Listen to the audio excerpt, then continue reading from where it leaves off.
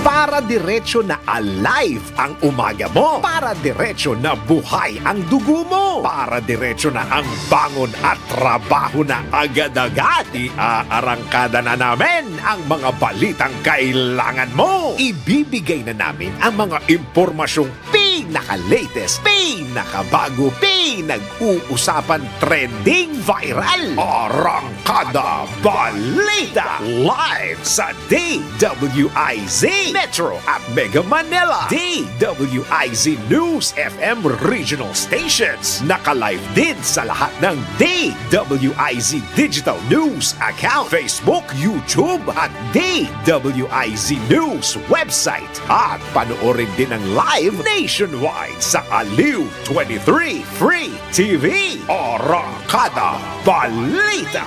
Arangkada na sina Drew Nasino at si Ate Juday, Judith Estrada Lerino.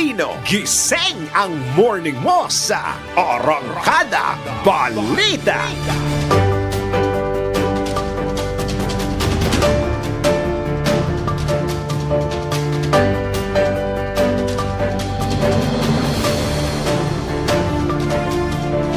Isa po magandang morning, Luzon, Visayas, Mindanao, Mega Manila, sa buong bansa, sa buong mundo ngayong pong araw na ito ng Martes, Hunyo 11 na po taong 2024. Alamin na po natin, silipin na po natin ang mga umarangkadang ulo ng mga balita. Arangkada Balita. Big time rollback sa presyo ng mga produktong petrolyo, umarangkada na. Arangkada Balita. Dating Negros Oriental Congressman Arnolfo Teves muling inaresto. Ito namang si Pastor Kibuloy, bigo pa ring madakip. Arangkada Balita. Kilos protesta ng grupong Manibela na uwi sa tensyon, radio reporter Kinuyo. Arangkada Balita. Balita sa ibayong dagat, 16 na tao patay, mahulog sa bangin ang isang van sa Pakistan. Arangkada Balita. Maverick star Luka Doncic questionableng makalaro sa sa paglalaro sa Game 2 sa NBA Finals kontra Celtics. Arangkada Balita. Sa balitang showbiz, ito ba ay I Feel You? Dahil random photo na filinex nitong si Trina Candaza sa araw ng kasal ni na Charlie Dizon at Carlo Aquino, inintriga. Arangkada Balita. Speaking of kasalan, bride. Ang bride, sinermona ng pare habang naglalakad papuntang altar. Alamin po natin mamaya kung bakit sa viral na balita. Drew Nasino at si Ate Juday. Arangkada Balita. Sa oras na 5 sandali makalipas ang ikalima ng morning, dito pa rin po si MP Lamay Todong Lakas, DWIZ 882 at Aliw Channel 23. Kami po yung mga makakasama hanggang alas 6 po tayo. Ako po ang inyong lingkod, Arangkada Balita. Judith Estrada Lerino. At Drew Nasino. Arangkada Balita. Sa latest ng Filipino Mirror, ito po, good news. Umarangkada na ang panibagong rollback, big time rollback sa presyo ng mga produktong petrolyo po yan. Ayon sa mga kumpanya ng langis, malaki yan po yan, piso at 20 sentimos ang tapyas presyo sa kada litro ng diesel, habang 60 sentimos sa gasolina. Sa mga meron pong kotse at piso 30 sentimos ang rollback naman sa kada litro ng kerosene. Unang ipinatupad ng kumpanyang Clean Fuel ang price adjustment kaninang alas 12:01 ng hating gabi at susundan naman ito ng mamayang alas 6 ng umaga ng Chevron Philippines, Petron, Sea Oil, Shell, Petrogas, PTT Philippines at Uni Oil. Alas 6 po mamaya, ilang minuto na lamang po 54 minutes na lamang po. Ipinalawanag naman ni DOE Oil Industry Management Bureau Director Attorney Rino Abad na ang dahilan nito ay ang pagbagsak ng presyo ng imported na petrolyo ng nakalipas na linggo dulot ng inaasahang paghina ng demand ng langis sa buong mundo. Arangkada Balita. Sa ibang balita, muling inaresto si dating Negros Oriental Representative Arnolfo Teves Jr. sa Timor-Leste. Ito naman ang inanunsyo ng Department of Justice kasunod ng pagpapalaya sa pinatalsik na kongresista mula sa preventive detention ng naturang bansa. Ayon kay Justice Assistant Secretary Mico Clavano, ang muling pag-aresto kay dating Congressman Teves ay bahagi ng proseso ng Timor-Leste. Dagdag pa ni Assistant Secretary Clavano, nakapagsumite sila ng mga requirements sa tamang oras sa ilalim ng mga batas ng naturang bansa. Binanatan din ng DOJ official ang abogado nitong si Congressman Teves na si Attorney Ferdinand Topacio dahil sa inilabas itong pahayag na anyay misleading at insulto sa Pilipinas maging sa bansang Timor-Leste. Arangkada Balita! Bigo na namang maaresto ng PNP ang Kingdom of Jesus Christ founder na si Pastor Apollo Kibuloy makaraan ng pagsalakay sa 3 lugar sa Mindanao. Kabilang sa pinuntahan ng mga otoridad ang Island Garden City ng Samal. Sinalakay din ang mga tauhan ng PNP Criminal Investigation and Detection Group, Special Action Force, meron din, at mga tropa ng militar ang compound ng KOJC sa Malungon, Sarangani. Nabatid na nahirapang pasukin na mga otoridad ang compound dahil sa mga humarang na supporter ni Kibuloy kung saan sumisigaw ang mga ito ng hustisya para sa religious leader na naharap sa mga kasong child abuse, sexual abuse at human trafficking. Ayon sa grupong pastor, walang dalang search warrant kundi warrant of arrest na ang bitbit ng PNP kaya't pumalag sila at pinigilan ng mga otoridad. Samantala, huminahon lamang ang mga supporter ni Kibuloy matapos marinig ang tinig ni dating Pangulong Rodrigo Duterte. Arangkada Balita! Sa kaugnay na balita, umapila ang PNP, Philippine National Police, sa mga supporters nitong si Kingdom of Jesus Christ leader Pastor Apollo Kibuloy na kumalma at hayaan ang mga otoridad na gawin ang kanilang trabaho. Kasunod naman ito ng pagbabarikada ng mga supporters ni Kibuloy sa harap ng KOJC headquarters sa Davao City para nga pigilan ang mga pulis na makapasok sa compound at maisilbi ang arrest warrant laban sa religious leader. Ayon kay PNP spokesperson Colonel Jean Fajardo, hindi hangad ng mga pulis na magkaroon ng sakitan o magkagulo. Matatanda ang kasalukuyang mayroong 3 arrest warrant itong si Kibuloy sa child sexual abuse case na inilabas o warrant na inilabas ng Davao City Regional Trial Court at human trafficking case na inilabas naman ng o arrest warrant na inilabas naman ng Pasig City Court ng walang mga piyansa. Arangkada Balita! Nauwi naman sa tensyon ang unang araw ng kilos protesta ng grupong Manibela sa harap ng LTFRB. LTFRB headquarters yan po sa Quezon City kahapon. Ito'y makarang magreklamo ang radio reporter ng DZRH na si Val Gonzales na kinuyog at pinagsusuntok siya ng ilang miyembro ng nasabing transport group.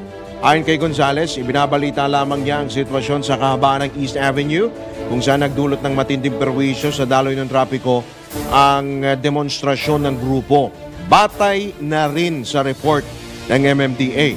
Dumepensa naman si Manibela Chairman Marval Buena at iginiit na si Gonzales ang unang nag-udyok at ng insulto matapos na murahin at pagsalita ng masama ang kanilang mga miyembro. Binigyan din pa ni Valbuena na hindi dapat isinasama ang sariling saloobin para matiyak na patas at walang bias sa paghahatid ng balita. Arangkada Balita! Sa kaugnay na balita, kinundena ng Presidential Task Force on Media Security ang ulat ng pag-atake ng miyembro ng grupong Manibela laban sa isang radio reporter na nagko-cover ng transport strike ng grupo dyan sa Quezon City. Ayon kay PT-FOMS sa Executive Director Undersecretary Paul Gutierrez, ibinagbigay alam sa kanila ng mamamahayag itong si Manong Val, no? DZRH reporter Val Gonzalez at iba pang miyembro ng media ang ginawang pag-atake dito. Pinabatid ng PT-FOMS na sinuntok sa baywang itong si Kuyang Val ng 2 beses ng isang miyembro ng Manibela na walang rason habang nagre-report sa East Avenue. Titiyak pa nitong si Undersecretary Gutierrez, nakapag-ugnay na siya kay Quezon City Police District Director Red Maranan para ipatawag si Manibela President Manibela President Mar Balbuena. Nako, si Manong Mar din ha, dahil sa anya'y violenteng ginawa sa radio reporter o ng mga miyembro nito. Arangkada Balita! Yan po kasi mga rally ho na yan, mataas po talaga ang dyan. Ang Tensyon. po talaga Oo dyan. naman. At yung damdamin po ng mga nagrarally ay batid naman natin na yung kanilang naghuhumindik at yung kanila pong silakbo ng damdamin talagang dyan nyo po mararamdaman. Kailangan sumambulat. Sumambulat po marahil, ano? At hindi naman natin sinasabi na tama yung ginawa, no? Pero yan po talaga, kasama po talaga sa trabaho po natin yan, ano? Naalala ko lang, may dagdag ko lang, Ate Juday, hindi lamang yan yung mga insidente. Marami pang mga insidente kung saan nagiging naapektuhan din po, no? Nakararanas din po ng harassment yung mga miyembro po ng media, lalo yung mga nagko-cover po sa labas. Yung mga rally po na yan, usually kapag SONA, kapag yung mga, naalala nyo, nung 2001, nung after nung tinatawag na EDSA People Power 2, yung sumugod, yung mga rallyista, mga supporter, yung dating Pangulong Joseph Estrada sa Menjola, matindi po yun. Yung ilan po nating mga kasamahan na tinamaan po na mga lumilipad po na bato, mga lumilipad na kung ano-anong mga gamit po, talagang meron ho tayo dapat na, kumbaga, ready po tayo. Isa iba nga, meron pa silang mga gears, may mga helmets. Pero pero at the end of the day, trabaho lang din talaga lalo na yan. ating mga reporter. Si Manong Val, ang tagal lang. Ang tagal lang yan. Parang ayaw yung pangko natin yan. Nagulat nga ako kahapon, actually. Tinignan ko nga rin, kung sino ba ito? Uy, si Manong Val pala.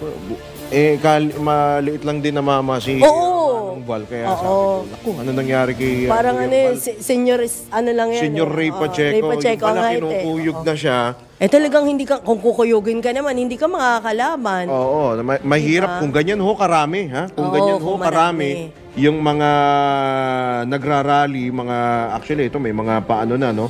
May mga kanya-kanya na mga komento yung ating mga kababayan. At kanya-kanyang version ng kanya-kanyang version ho, pero no? hindi ho namin kinakampihan si Manong Val because dahil lang kasama ho namin siya sa media. Pero si Manong Val din kasi kilala mo namang responsableng mamamahayag. Responsableng reporter din naman yan. Kailangan ho mabigyan ho ito ng patas ho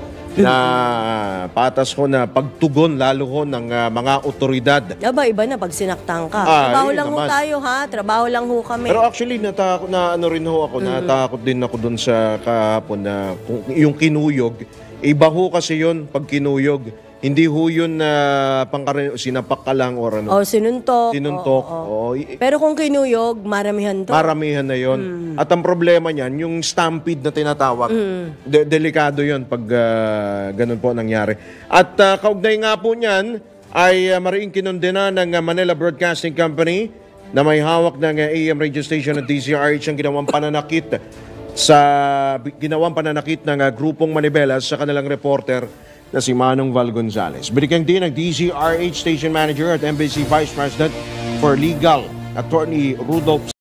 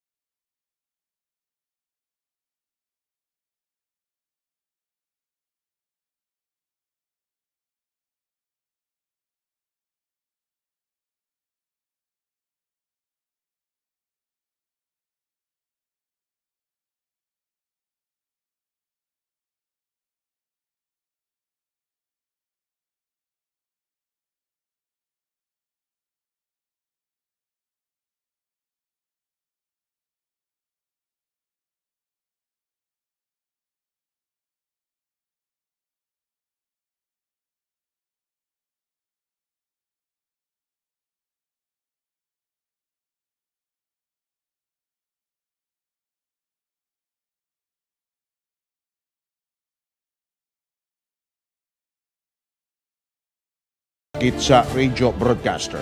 Arangkada Balita! O ito, kaugnay din yan mga kaibigan, nagkaisa po ang iba't ibang media organization, partikular ang grupo ng mga beat reporters, para batikusin at kondenahin ang panununtok, pagkuyog sa ng isang miyembro ng Manibela dito kay ang na-highlight siguro dito yung unang pagsuntok pero sumunod siguro yung pagkuyog na. Kasi pagkuyog, marami na. Oo. Sa radio reporter nga na si Kuyang Val Gonzales, binigyan din ng Southern Metro Manila Press Club na hindi katanggap-tanggap ang anumang uri ng harassment, pananakit at pananakot sa mga mamamahayag. Siyang tunay. Nanawagan ng hustisya ang mga media men na bigyang hustisya o panagutin sa batas ang mga nasa likod nito. Kasabay nito, kinundin na rin ng Defense Press Corps ang insidente kung saan dapat napigilan ng mga leader ng mga nagpoprotesta ang kanilang miyembro at igalang ang kalayaan at karapatan ng malayang pamamahayag. Arangkada Balita! Sa oras na 18 sandali makalipas ang ikalima ng morning, tanggap po tayo ng weather update mula sa Pag-asa. Nasa kamilang linya si Obet Badrina. Magandang morning, Obet. Magiging maulan ba ngayong araw o makararanas pa rin tayo ng mainit na panahon? Magandang umaga po. Magandang umaga sa lahat ng mga nakasubaybay sa atin ngayon. Sa kasalukuyan, yung low pressure area ay maaaring magdala ng mga pag-ulan dito sa may bahagi ng Eastern Visayas at ilang bahagi ng Caraga. Hindi naman natin inaasahan na magiging bagyo itong low pressure area na halos nasa may bahagi ng Kabisayaan. Malapit ito ngayon sa may Garcia Hernandez sa lalawigan ng Bohol. At posibleng within the day ay ito ay malusaw. At samantala naman, ang iba pang bahagi ng ating bansa, kagaya po ng nabanggitin nyo, makararanas pa rin na medyo mainit na panahon. Pero posible pa rin yung mga thunderstorm sa hapon hanggang sa gabi. Tayo po sa Pag-asa ay naglalabas naman ng mga thunderstorm advisories para masabi natin kung ano yung specific na mga lugar na makararanas ng mga pag-ulan. Wala rin ho tayo nakataas na gale warning. Ibig sabihin, ligtas na pumalawat yung mga sakyang pandagat, malilit na mga bangka sa mga baybayin ng ating bansa. So yan po ang ating inaasang magiging lagay ng panahon para sa araw na ito. Obet? Yes po, sir. Ilang bagyo ba ang inaasahan natin ngayong Hunyo, yung posibleng pumasok? At least isa po, no? At least isang bagyo yung maaaring mabuo o papasok ng par. Hanggang 2. Iyan ba, may posibilidad na maglandfall o madadaan lang sa saan mang bahagi ng bansa? Yung general na track po ng mga bagyo kapag June, it's either po tumatama ito sa may Visayas at Luzon or ito ay nagre-recurve o hindi na tumatama sa lupa. Yan po yung usual na track natin. Okay, pero itong mga pag-ulan na ito ay malala. Di ba meron naman kayong di ba, na-monitor nyo na natatansya nyo naman kung gaano karami ang dala niya na pag-ulan? Once na nabuo na po siya. Once na nabuo na siya. Pero kapag hindi pa po nabubuo yung bagyo, hindi po natin, yung teknolohiya natin hindi pa rin ganun sapat para ma-forecast po natin. Doon ba sa mga watershed, tuloy ba ang pag-ulan, lalo dito sa may Angat Dam? Obet, kasi yung level ng tubig, importante rin ho yan na ma-monitor at para syempre doon sa mga consumer naman din natin, Obet. Opo. Base naman po sa pagmamonitor natin sa ating mga dam, medyo bumaba po, no? Pero maliit lang naman po na around sa 0.1 meters. No, siguro po masasabi natin kasi hindi pa sustain yung mga pag-ulan. Okay, mga pag-ulan. Yes, so mga isolated. Kailangan natin ng siguro isang bagyo na mayroong enhanced na southwest monsoon para tuloy-tuloy yung pagkakaroon naman ng tubig dito sa mga dam natin sa ngayon po. No? Alright. Sige, maraming salamat, Obet Badrina mula sa Pag-asa. Magandang morning sa inyo. Magandang morning po. Salamat yan. Si Obet Badrina, muli ang inyo pong narinig mula sa Pag-asa. Arangkada Balita! Samantala, sa oras na 5:22 ng umaga, dako muna tayo sa report ng ating DWIZ Patrols. Pastor Kibuloy tiyak daw na paharapin sa Senate inquiry kapag naaresto na ng mga otoridad. Alamin po natin ang kabuuang detalye mula sa report ng Metro 19, Celia Ortega Bueno. Hihilingin ng Senado na paharapin na sa pagdinig ng Senate Committee on Women si Pastor Apollo Kibuloy ng Kingdom of Jesus Christ. Oras na ito ay maaresto na ng mga otoridad. Ayon kay Senate President Chis Escudero, hindi pa nataterminate ang pagdinig ng Committee on Women, Children, Family Relations and Gender Equality at naantala lamang ito dahil hindi pa nga naaresto si Pastor Kibuloy. Kung titimbangin naman anya ang sabina na ini-issue ng Senado laban kay Kibuloy at sa arrest warrant na ini-issue ng Korte, mas matimbang anya ang arrest warrant na inilabas ng hukuman. Tiyakan niya na unang may papatupad ang arrest order ng Korte kumpara sa arrest order na ipinalabas ng Senate. Kapag anya nadakip na si Kibuloy, maaaring hilingin ni Senator Risa Ontiveros, ang chairperson ng Committee on Women, na padaluhin si Kibuloy sa pagdinig na mataas na kapulungan ng Kongreso. Kanina madaling araw, isinilbi na ng PNP-CIDG ang arrest warrant laban kay Kibuloy sa loob ng Kingdom of Jesus Christ Dome sa Davao City. At ayon kay Escudero, batay sa kanyang na-monitor, wala namang irregularidad, walang kaguluhan at merong arrest order na magtungo sa Kingdom o sa Dome sa Kingdom of Jesus Christ Dome sa Davao City ang mga otoridad. Ito sa Patrol 19, Celia Ortega Bueno para sa Impilang Metodong Lakas sa DWIZ. Nagbabalita ng tama, naglilingkod ng tama. Arangkada Balita! Samantalang pagpapalaki ng kita ng mga magsasaka, tiniyak ni Pangulong Marcos na tututukan ng pamahalaan. Malacanang Patrol 13, Gilbert Perez. Tiniyak ni Pangulong Ferdinand Marcos Jr. sa mga magsasaka at mangingisda na nagagawa ng paraan ng pamahalaan para mapalaki ang kanilang mga kita. Pahayag ni PBBM, tututukan ng gobyerno ang bagay na ito kasama na rin kung paano mapapaganda ang produksyon ng mga produktong pagkain. Inilatag din ng Pangulo ang mga hakbang ng pamahalaan hinggil naman sa pagtatatag ng mga bago at makabagong irrigation facilities habang ayusin din ang mga infrastrukturang kailangan ng sumailalim sa renovation. Nangako rin ng Pangulo na ayusin ng pamahalaan ang agricultural logistics at supply chains. Maliban dito, magdaragdag din ang gobyerno ng farm-to-market roads. Ganyan din ang pagtatayo ng post-harvest facilities upang mas maging maayos at mabilis ang paghatid o pagdaloy ng mga produkto sa merkado. Patrol 13, Gilbert Perez para sa Impilang Metodong Lakas, DWIZ, nagbabalita ng tama, naglilingkod ng tama.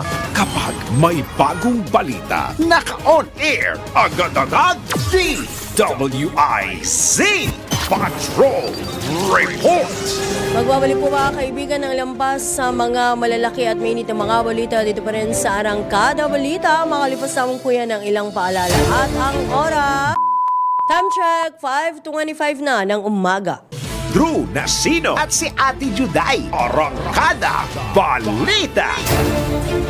Sa pagpapatuloy po ng Arangkada Balita sa ikalawang sigwada ng mga balita sa oras na ganap ng alas 5:32 na ng morning, tanggap po tayo ng ilang pa mga pag-ulat buhat sa labas ng impila. Immigration Pathway Service nagsagawa ng tree planting project sa Bulacan. Patrol 45, Raul Espera sa detalye. Matagumpay na naisagawa ng Bureau of Immigration Reservice ng Philippine Air Force ang kanilang tree planting activity sa San Jose del Monte, Bulacan.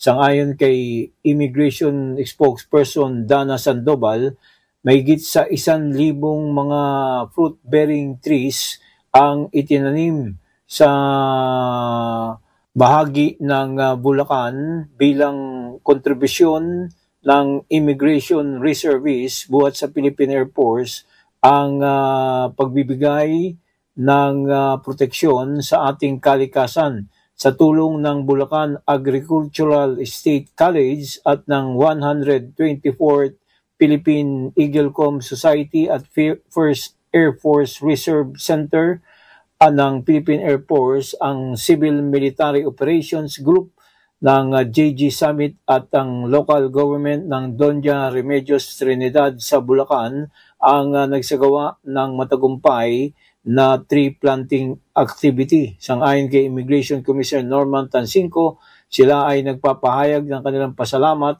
sa tulong ng mga LGU, gayon din ng Philippine Air Force Reservist Command sa ginawang tree planting activity ng Immigration Reservice ng Philippine Air Force. Raul Esperas, Patrol 45, nagbabalita ng tama, naglilingkod ng tama sa Impilo May Todo Lakas, DWIC. Kapag may bagong balita, naka-on air, agad-agad, DWIC Patrol Report.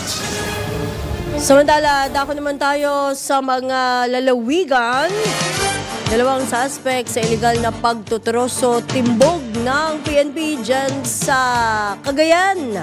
Alamin natin ang kabuang report. Ihatid naman ni Ronald Idol Domingo. Idol, good morning.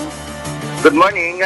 Dalawang suspect sa illegal na pagtutroso ang arestado ng Alcala Police Station sa isinagawang operasyon sa barangay Pinulok, Alcala, Cagayan. Ayon sa report, naresto ang suspect na sina alias Erwin, 29 years old, binata, at si alias Calixto, may asawa at parehong residente ng nasabing lugar nang matukan sila sa paghihiwa ng mga kahoy gamit ang hindi ring rehistradong chainsaw. Nasa 352 board feet ang nasamsam na mga kontrabando na may tinatayang 10,560 pesos ang halaga sa merkado.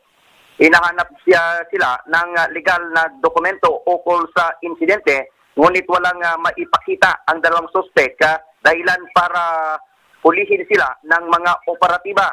Sa ngayon, ang dalawang suspect ay nasa kustodya ng Alcala Police Station para sa haraping kasong may paglabag sa Republic Act o sa PD 705 o Revised Forestry Code of the Philippines at Republic Act 9175 o Chainsaw Act of 2002, habang ang mga nakumpiskang kahoy ay nasa pansamantalang kustodya ng mga opisyales ng barangay.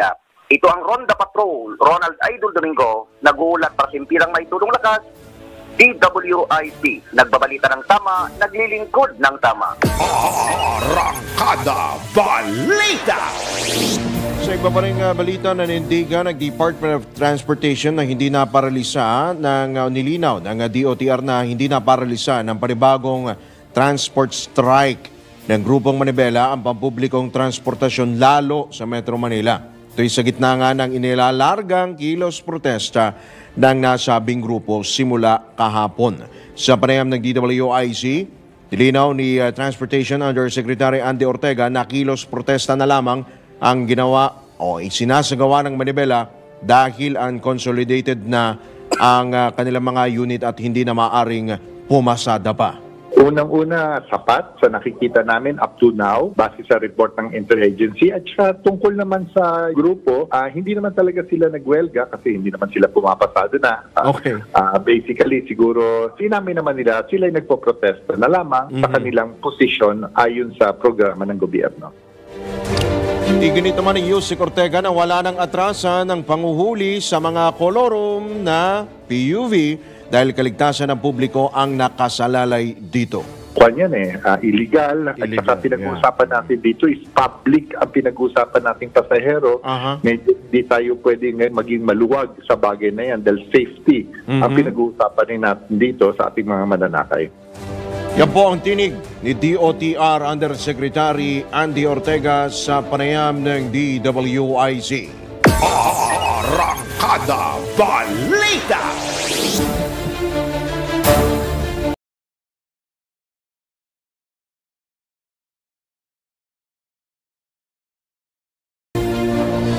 Iba pang balita, suspendido sa Miyerkules. Yan po ay araw ng Miyerkules.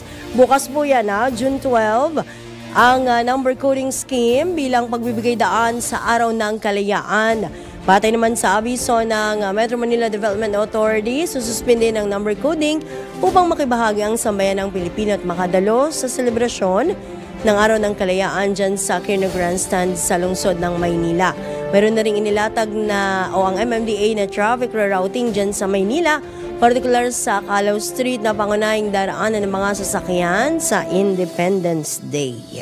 Arangkada Balita! Kaugnay niyan, mahigit 11,000 personnel mula sa iba't ibang law enforcement agencies ang ipakakalat sa buong bansa sa pagdiriwang ng Araw ng Kalayaan bukas po yan. Ayon kay PNP spokesperson Colonel Jean Fajardo, ide-deploy ang nasa 11,600 law enforcers, mga pulis po yan, sa mga lugar kung saan mayroong mga idaraos na mga aktibidad lalo sa lungsod ng Maynila. Gayunman, posible anyang magbago pa ang bilang depende sa report na kanilang matatanggap mula sa mga regional at provincial offices. Katuwang ng PNP sa pagbibigay seguridad ang Bureau of Fire Protection, Bureau of Jail Management and Penology, Armed Forces of the Philippines, Philippine Coast Guard at ang National Disaster Risk Reduction and Management Council. Arangkada Balita!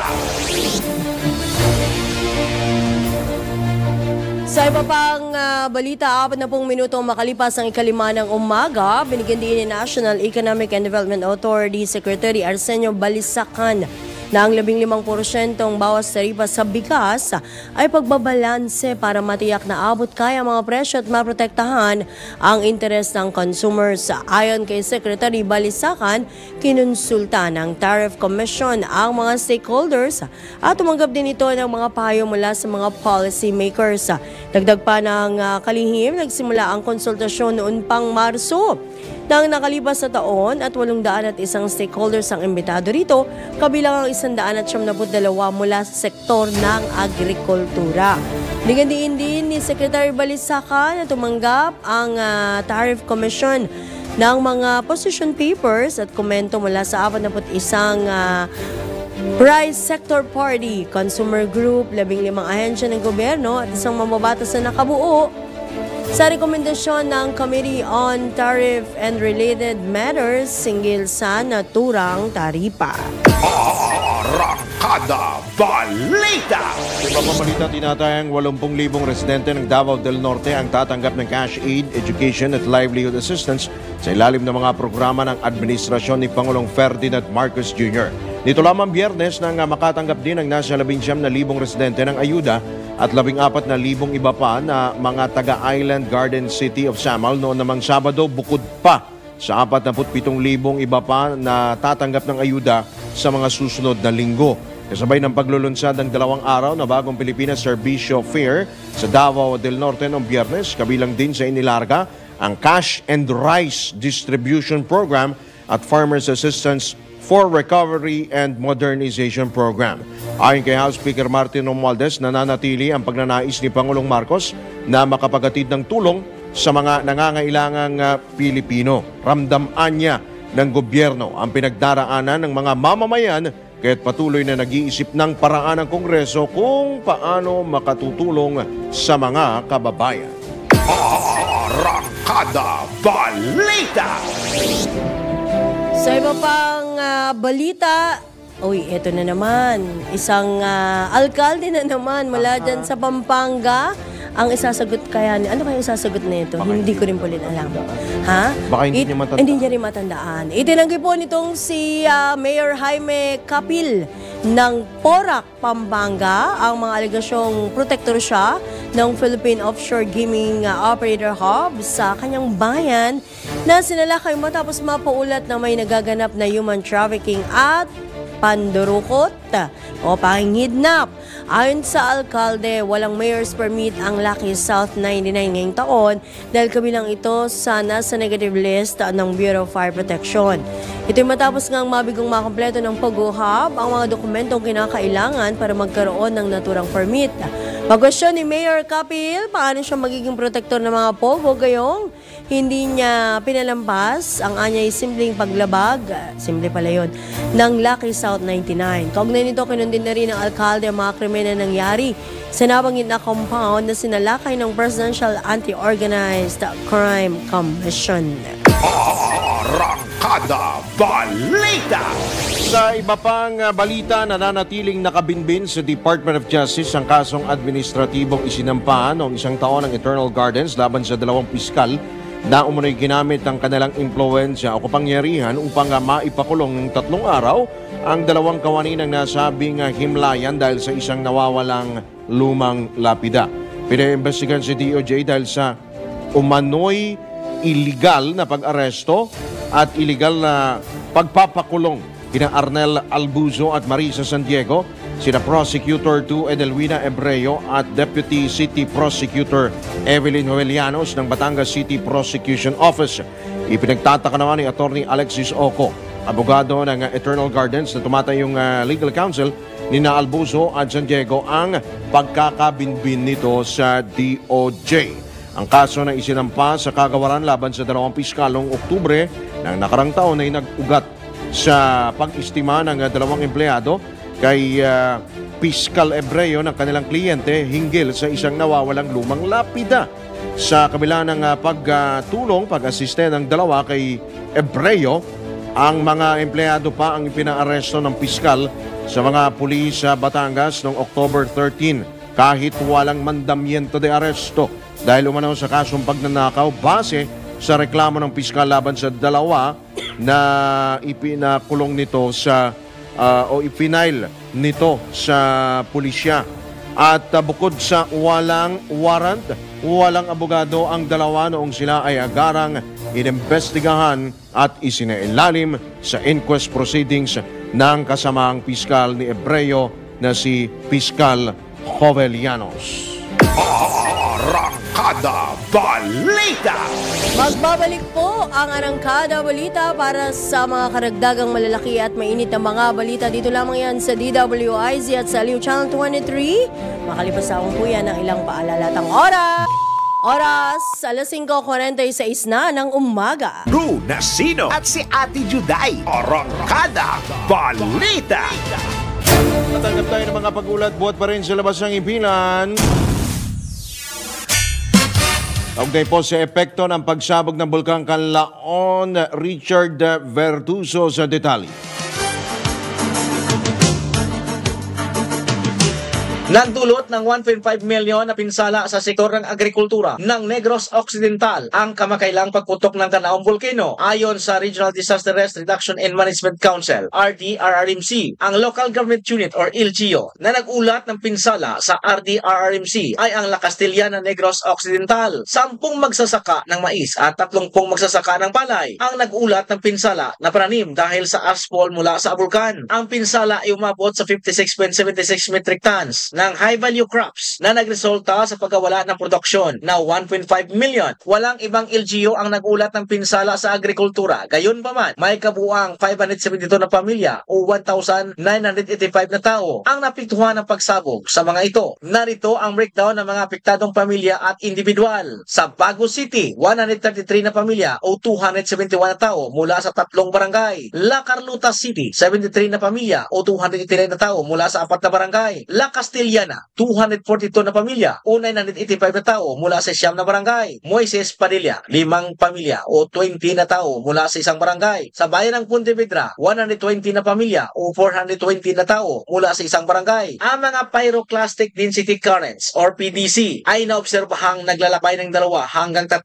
kilometro pababa sa timog at timog silangan ng mga dalisdis. Iniulat ng mga residente sa 1 barangay ng Bacolod City, Pontevedra, Murcia, Valladolid, San Enrique, Bago City, Pinalbagan at La Castillana ang mga maliliit na bato na bumabagsak at amoy sulfur. Naranasan din ang ashfall sa La Carlota City, La Castillana, Pontevedra, San Carlos City, Valladolid at Bago City. Noong Hunyo 6, iniulat ang daloy ng lahar sa Moises Padilla, Isabela, Tinigaran at La Carlota. Idineklara ng Department of Science and Technology, Philippine Institute of Volcanology and Seismology, DOST PEVOX, ang Alert Level 2 at patuloy na mahigpit na binabantayan ang aktibidad ng bulkan. Mula dito sa DWIZ, NOS FM 89.5 Western Visayas, Richard Cordero Bertuso, nagbabalita ng tama, naglilingkod ng tama.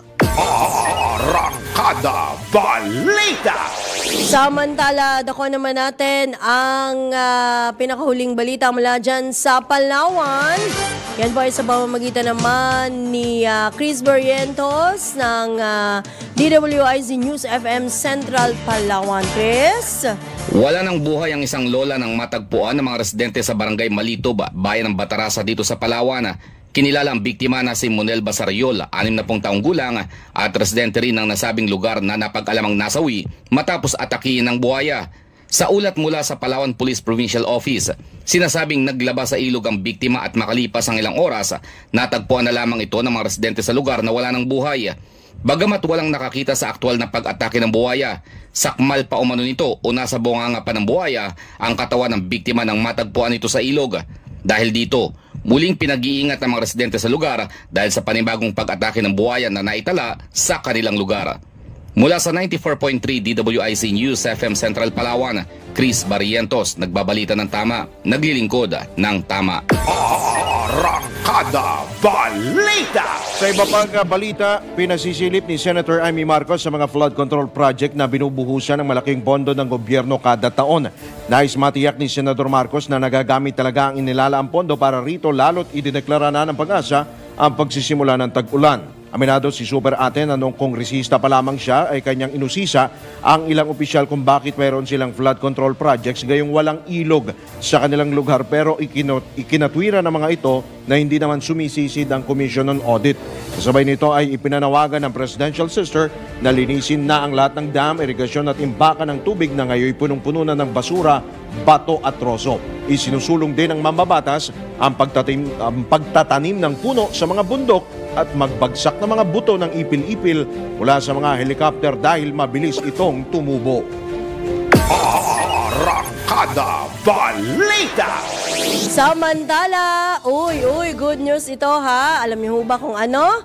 Eto na, tagumpay po ang ikinasang First Broadcast Media Congress ng Aliw Broadcasting Corporation na kinabibilangan po ng DWIZ, Home Radio 979 at Aliw Channel 23. Diyan po sa PUP Santa Mesa Campus kahapon po yan ha. Mahigit 600 broadcast communication students, pa 700 pa nga, humahabol pa ng PUP ang nakaisa at nakakuha ng mga impormasyon at dagdag kaalaman mula sa mga magagaling na speakers dito sa PUP Santa Mesa Manila Campus nga. Bukod sa loot bag,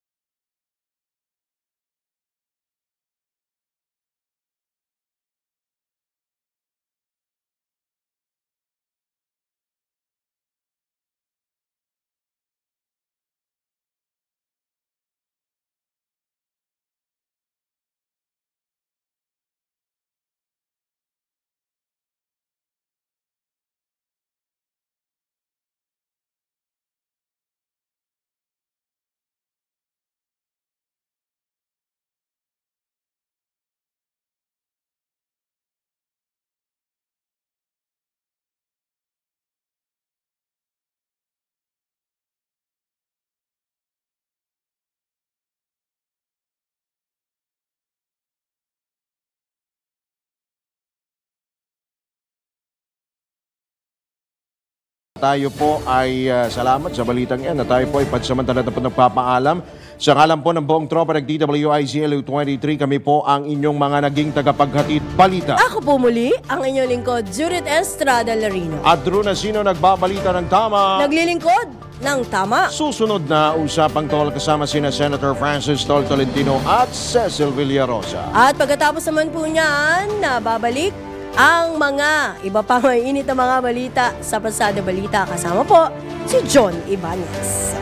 Para diretso na alive ang umaga mo. Para diretso na buhay ang dugo mo. Para diretso na ang bangon at trabaho na agad-agad. Iarangkada na namin ang mga balitang kailangan mo. Ibibigay na namin ang mga impormasyong pinaka-latest, pinakabago, pinag-uusapan, trending, viral. Arangkada Balita live sa DWIZ Metro at Mega Manila. DWIZ News FM regional stations. Naka-live din sa lahat ng DWIZ Digital News account, Facebook, YouTube at DWIZ News website. At panoorin din ang live nationwide sa Aliw 23 Free TV. Arangkada Balita. Arangkada na sina Drew Nasino at si Ate Juday, Judith Estrada Lerino. Gising ang morning mo sa Arangkada Balita. Live araw-araw, Monday to Friday, 5 a.m.